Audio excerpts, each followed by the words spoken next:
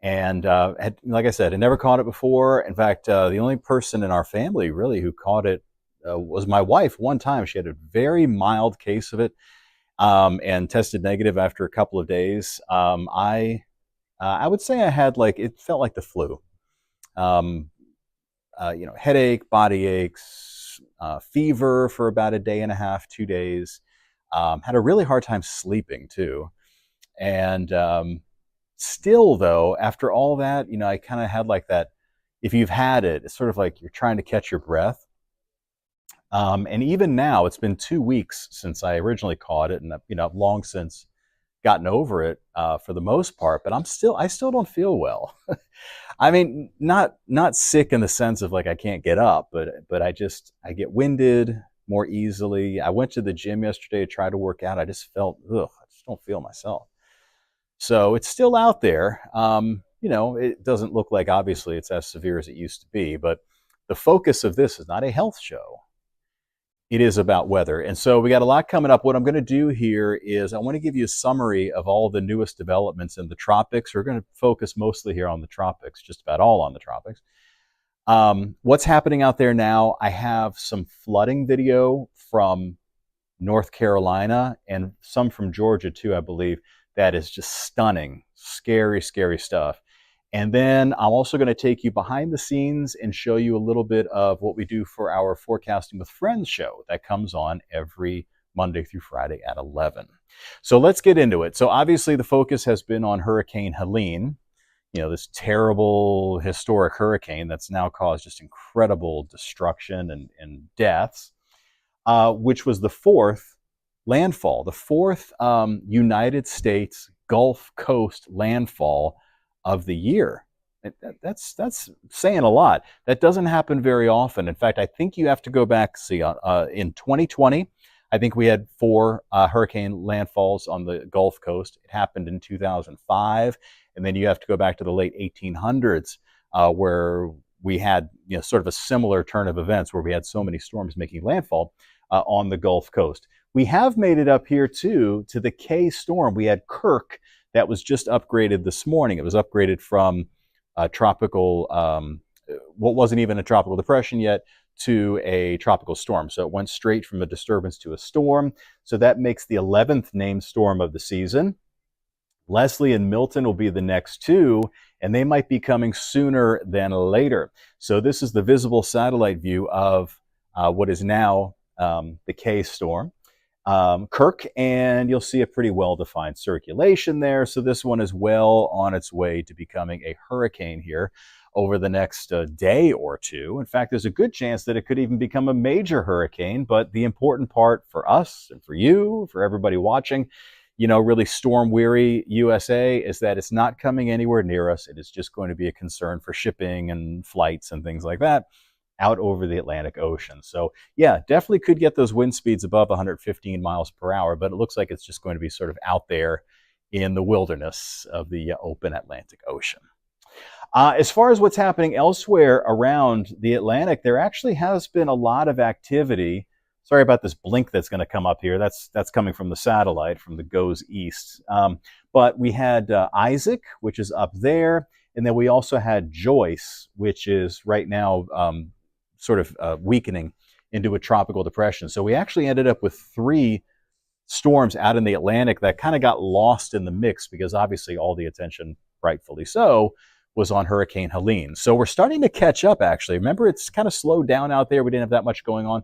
We're starting to catch up on some of those storm numbers now that we're at storm number 11, and we have 12 and 13 not far behind. I wanted to show you this. This is the GFS computer model, and it's picking up on Kirk there becoming a very strong hurricane out in the Atlantic Ocean. It also shows another one coming in behind it. This is by this upcoming weekend. So whether this will be Leslie or Milton or yet another name, we don't quite know yet, because there may be some activity in the Gulf of Mexico or in the Caribbean Sea as well. But so we have that one to watch. And then a little bit closer to home, the best way I could describe this is just a mess. It's going to be kind of a nebulous mess in the Gulf and in the Caribbean Sea over the next few days. The thing is, it doesn't look like it's really going to affect Texas and the Houston, Galveston area very much. not going to say we couldn't get any rain out of it, but it looks like, you see that line right there?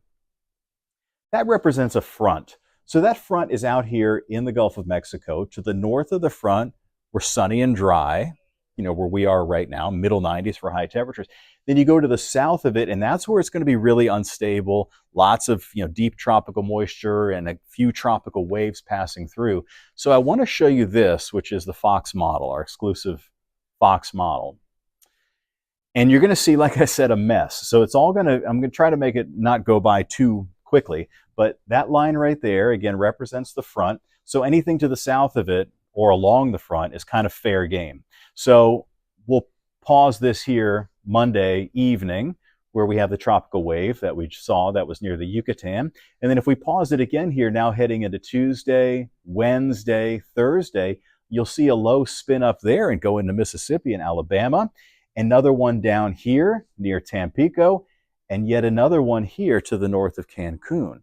So are all of these going to become named tropical systems? Probably not, but a couple of them could become tropical depressions. So because of that, there's going to be a lot of messy stuff happening down there in the Gulf. Could end up with a couple of named systems.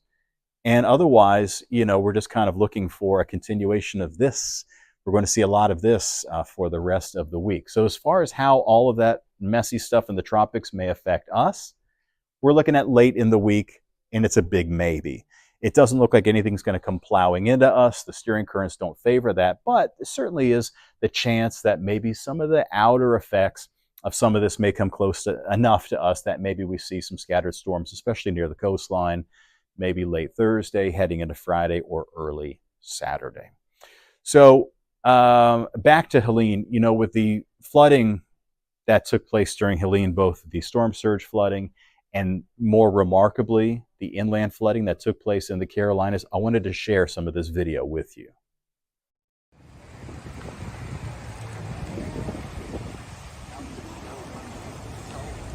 Unbelievable amount of flooding and destruction. This is from western North Carolina. This is from the Asheville, North Carolina area. And, most of the time you don't think of mountains, you don't think of western North Carolina as a place that deals with flooding from hurricanes. But when these storms move inland, and especially as fast moving as Helene was, moving to the north at about 25 miles an hour, after it made landfall in Florida, it zipped its way through Georgia and unfortunately just dumped hour after hour after hour of rain on both South Carolina and North Carolina, resulting in this epic flooding you're seeing. I mean, some of these towns, it's going to take years to recover. Radar estimated rainfall totals were something in the neighborhood of 3 feet. Officially measured locations, weren't quite as much. It looks like we did have some record rainfall, certainly, but the thing is, you can't measure rainfall everywhere. And when you see, and this, by the way, what you're looking at right now is not even the worst of it. This is sort of after the rain has stopped and after everybody sort of has had a chance to settle down. This is a drone video, by the way. So now they have, drones up kind of showing us the wide view. It really is sort of Hurricane Harvey looking flooding.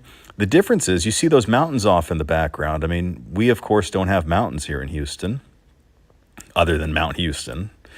And so the flooding that we get tends to be street flooding, neighborhood flooding, water that's not usually flowing that quickly because there's just not that much of an angle to the ground. So the water levels come up and they cause very serious flooding, and they can cause drowning and all kind of problems for us. But it's just a little bit different. Not a little bit different, it's a lot different in an area like this where you have mountains and valleys. And when you get this extreme rainfall coming down, the water moves with a lot of velocity. And so it will, wipe homes off of their foundation. And imagine not just water, rushing down a street, but water carrying pieces of people's homes, carrying cars or bicycles or, you name it, anything that's outside. that could be carried by rushing water, all of a sudden you're getting hit by that and not just the water, and it just smashes everything. Now take a look at this. I think there's some sound coming up here. But yeah, those are people actually paddling out of their home on an inflatable mattress and on rowboats. There were hundreds and hundreds of water rescues made across Georgia and across both Carolinas. Let's see that again. So there's a boat. So there are some actual boats out there, but you'll see that, yeah, interspersed within the boats, there were actually some people who were paddling on an inflatable mattress right there. Oh my God, they're really on. I suppose sometimes you got to do what you got to do, but that is pretty scary. All right, everybody. So now we're moving on from all the flooding. You know, that unbelievable video, right? It's incredible. We're actually in the studio right now, and I'm about to do our live broadcast of Forecasting with Friends. We're coming up in about 35 seconds. Now, Mondays with Mike airs at 1 p.m. My Mondays are ridiculous. So let me tell you something. I go home and it's like Miller time. But so I'm going to give you a little look behind the scenes of what we do. Allison Gargaro over the weekend did a lot of the heavy lifting with producing everything for the show. We have 3 blocks of the show. The first one is going to have some updates and videos from Helene. And then we have 2 segments, one from Ramisha and one from Allison, that are going to run in the B block. So I'm coming up in 2 seconds right now.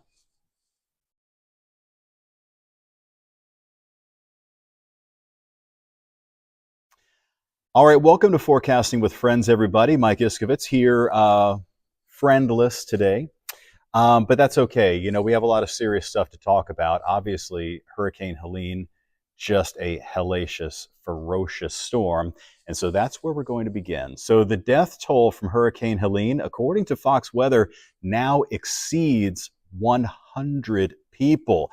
An enormous path of destruction that began in Florida with high winds and storm surge.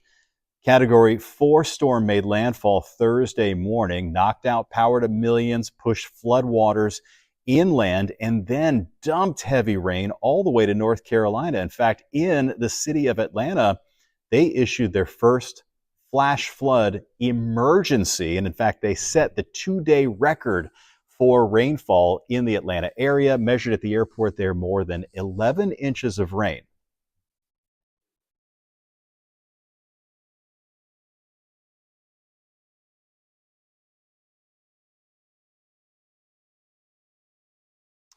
And look how fast the water is rushing, too. So first responders had to perform hundreds of high water rescues, including in Tennessee, where helicopters rescued dozens of staff and patients who ended up stranded on the roof of a flooded hospital.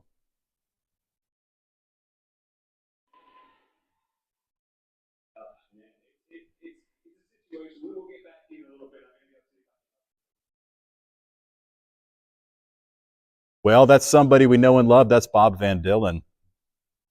We've had him on the show before, and look what he did. I got to tell you guys, this is actually my first time seeing this. I have to send him a note. I'm going to have to send him an email on this. This is incredible. I mean, when somebody's stuck in their car and you don't know if the water is going to keep rising or not, I think what he did there was amazing, because if that water got any higher, she could have died in that car. And he was there to carry her out. That's amazing. Very great guy. Great guy. Good job there. Well, obviously, Bob Van Dillen became a hero there, reporting on the streets of Atlanta. Now, this is crazy, okay? Sometimes people do get caught out there in the Gulf of Mexico. You wonder how. The Coast Guard rescued a man and his dog. They were on a sailboat. How does that happen? I'm not victim blaming. How does that happen? They were right on the coast of Florida during Hurricane Helene. They had a 36-foot long sailboat. It became disabled and stranded. It was taking on water. Coast Guard member came down from the helicopter, gave them life jackets, gave the dog a life jacket. Thank God they're okay. They are okay. Of course, the dog doesn't know any better. The human should have known better.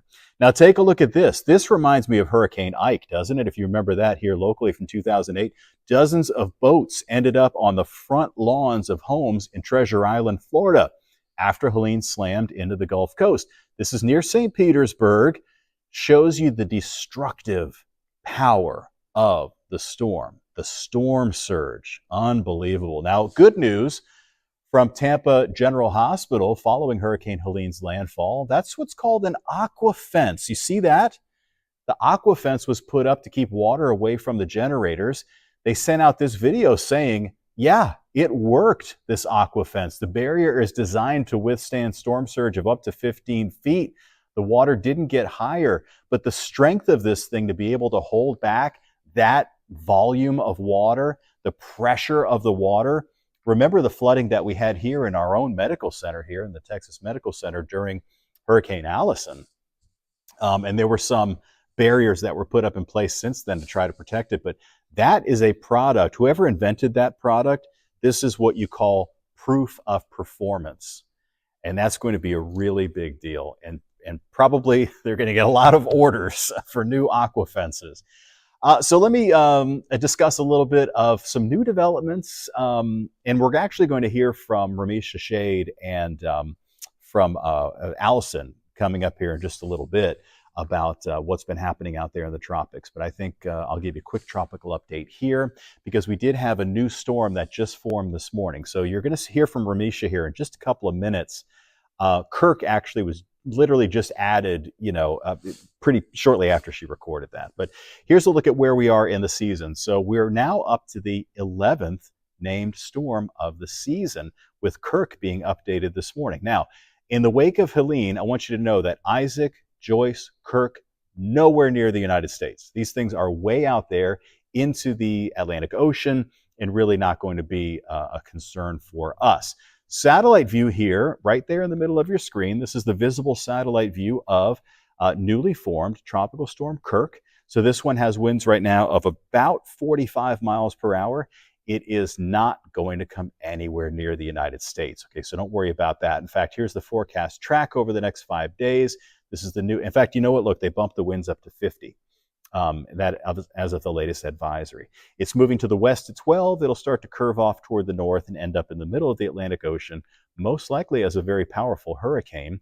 This is a broader view, again, of that circulation and also some other action that's happening to the north. In the middle part of your screen is Joyce. That one's dissipating. And in the top part of your screen, you can barely even see it there, is Isaac, which right now is just a tropical depression, Isaac. And let me show you this. So this is the GFS, or American Computer Model. And you're going to see in the middle of your screen there what it's doing with Kirk, which is showing it strengthening considerably. But notice there's also a little guy behind it there on the right-hand side of your screen. So that one could become Leslie or Milton over the next couple of days as well. And finally, we're going to look at all of this in a lot more detail coming up, that there are a few tropical waves and sort of bumps in the road that are going to be moving here into the Gulf of Mexico over the next few days that could lead to the formation of a tropical depression or even a tropical storm. And it doesn't look like it's going to have a direct impact on the Houston area.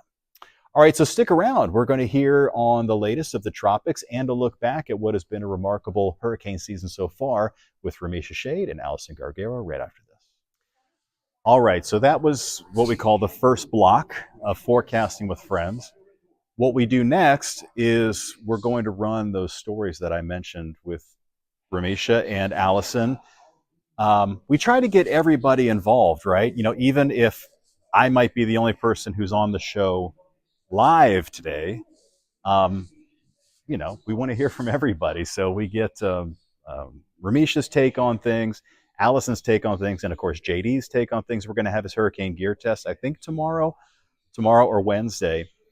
And depending how much time we have left after the updates from Ramisha and Allison, I'll also do a tropical update here at the very end of everything. So that's what we do. Again, it's Monday through Friday. We do Forecasting with Friends here.